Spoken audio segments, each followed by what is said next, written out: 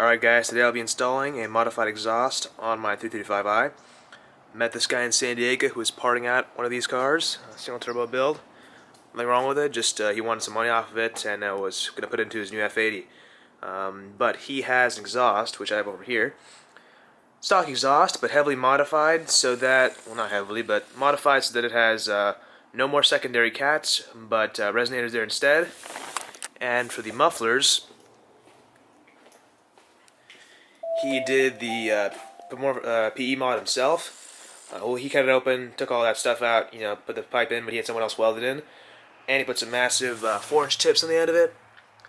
So it's pretty subtle, well actually it's not subtle, but what I meant to say is it's not that extreme of an exhaust mod, but gets a much better sound out of it. He sent me some video clips of his car shooting flames. I'm not sure if mine will do that because I still have twin turbos. He was single turbo, he kind of went all out in that car, so we'll see, but here's a size comparison. The exhaust tip of the 335 will be on a 335 and my C63. So it's quite a lot bigger than one tip on the C-Class, but let's move the cars around, get the car jacked up, and get started. Alright, so the entire car is in the air, and all I've done really is put some PV blaster on all the bolts. There are quite a few, but toward the front, if you've done downpipes before, you already have those tools. There's a few E10s. There's actually some right over here, the end of the mufflers. Where are they? There's one right there. It's an E10. Same on that side. And there's also one for some bracket somewhere over there. Kind of hard to see from over here, but yeah. So there are 3 E10s, and there's one big plate. Yeah, there's a big brace over there, and all of them are T50s. And conveniently, I have lost my T50 and my E10, so I'm going to get those, but the rest are traditional, sort of metric sockets, and we should be good to go from there. But yeah, like I said, put PV blaster on all these. It'll make the job much easier, and then get this thing out of here. Alrighty, so I went to Home Depot, got what I needed to get, and all I've done now is I have gotten the exhaust off the back of the downpipes.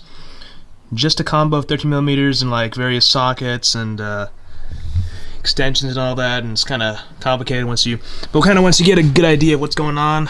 It's not that bad to do. It's kind of awkward positioning and all that. You gotta be careful not to get your hands on this metal piece right here, kind of heat shielding. But yeah, those are off now. I'm gonna put a jack right here, just kind of support this end of the exhaust as I take off the rest of the clips or the rest of the bolts and whatnot. We got a E10 over there, eTorx 10 over there, which I just bought. That comes off, and then be careful not to strip it. It's pretty common for the strip. If it does, there are a couple bolts over here. Kind of hard to see. 2 of those over there. You can take that entire thing off, but I don't need to. And then after that, bunch of T50s on that plate over there, that brace. On either side there's an 18mm. I just those off. They're pretty easy to take off actually, and could do with a hand. No breaker bar necessary. I'm not sure what the torque specs are on those to take them off, to put it back on again. So we'll have to see about that. And then I'll get back to you when I'm at the muffler area, rear end of the car. All right. So at this point I've gotten everything off except the last 2. T10s, if you can see them right around here. Yeah, those guys. Last hangers, the mufflers. These things are extremely heavy, so I'm gonna get a jack to kind of support it, maybe right over here at this connection over here, or maybe on one of the mufflers itself. The exhaust is currently resting on that front jack over there, where the downpipes connect. That brace was taken off. I'm not sure if I said that already. So everything is off except for these 2.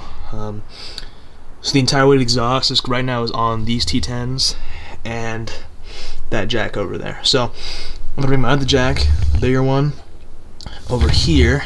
It'll go right over here. And I'll undo those T10s, and the entire exhaust should drop down. And then for fun, I'm gonna start the car with no exhaust on, just because it'll probably sound really loud. I kind of want to hear that. So that's it.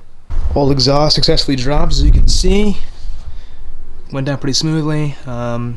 Yeah, now I'm going to start the car just for fun, and we'll see how loud it is. go.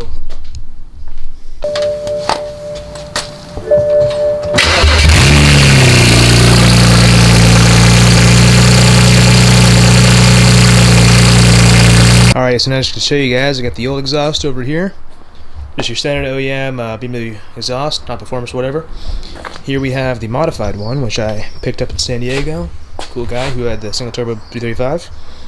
And he put resonators and took out the secondary cats. And his car spit flames. Like I said before, mine probably won't do that just because of, being twin turbo still, so. And it's an MHD tune, so I'm not quite sure about that. Although I have seen some people get flames from MHD 2 Plus without secondary cats, so maybe we'll see. But that should be fun. And then back here, this connects to his modified muffler, which is over there. So there's the OEM muffler. Just take a good look at it. Here's the modified muffler. And it's actually upside down right now. This should be facing the ground. But what you do is you cut these little holes in it, and then you can take out some of the sound insulation or sound deadening material that comes out, and then you put a straight pipe in. There's actually a perforated pipe in there right now. So you take that pipe out, put a straight pipe in there. So it's still muffled, but not quite to the same extent. This is essentially what BMW does for their own performance exhaust for this car. I would have liked to find one of those, obviously, but this is, the same thing, and it was much cheaper.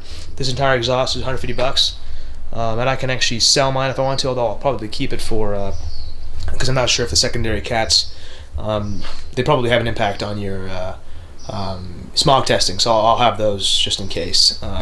But with that said, also get bigger tips on there, so it should look a little better too. Looking forward to it. I also bought those LCI taillights from the same dude, and his Index 12 injectors. So, lots of good stuff. Oh, and this roof rack. I like the look of it. I can stick my mountain bike on it if I want to. So, lots of fun stuff for this car coming up soon. So now it's good to get to put in the new, or let's say the modified exhaust on the car now. So, what I'll do is I'll slide under the car, and then I will jack it up. I think it's going to be easier as it's in two pieces. So, this is actually much lighter, pretty easy to carry with both hands. So yeah, let me get started on that now. Alright, so about an hour later, I kind of reversed the entire process. Put the modified exhaust in. If you could take it out, you can put it in, no problems. Nothing really notable I can say about that. It's pretty straightforward.